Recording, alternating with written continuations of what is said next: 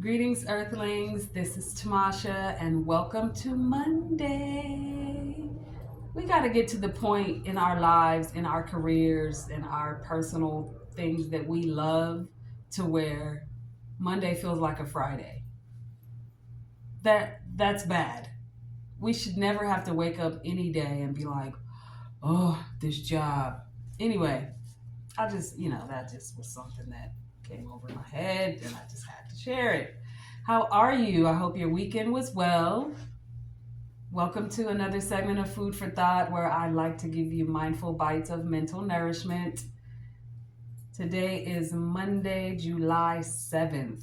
That is crazy. We are literally halfway through the summer.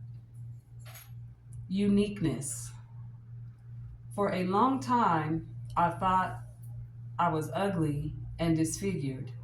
This made me shy and timid, and I often reacted to insults that were not intended.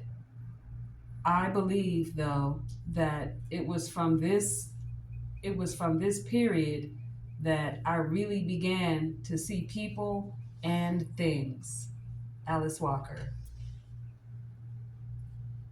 It can be hard for us to shake our old self images, even if we have lost the pounds that imprisoned us or straightened the teeth that kept us from smiling. When we feel that we stand out in some unpleasant way, we often distance ourselves rather than face the reaction and humiliation. Mercifully, other people will not always suffer from our own hard self assessment and can challenge us to see the good and special qualities we possess. The mantra for today: on this day, I will take 5 minutes to think about ways in which I am different from other people, and I will think about how I can or do use those differences to help me accomplish one of my goals. I love this for so many reasons, especially the part where it says speaking about differences to accomplish a goal.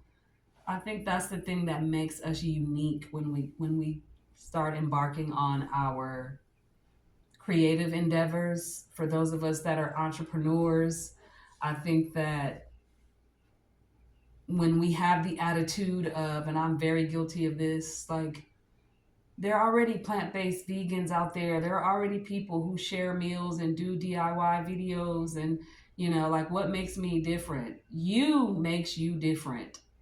You it's called uniqueness.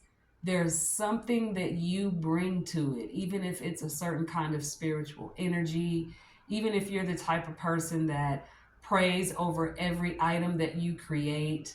You know what I mean? Even if you put your foot in that macaroni and cheese, if you know, you know.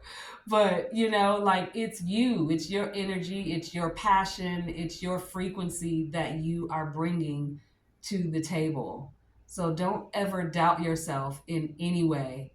The idea of, for speaking from experience, being someone who lost the weight and did the things to make myself look better because I grew up being overweight and being told as such by family members and so-called friends.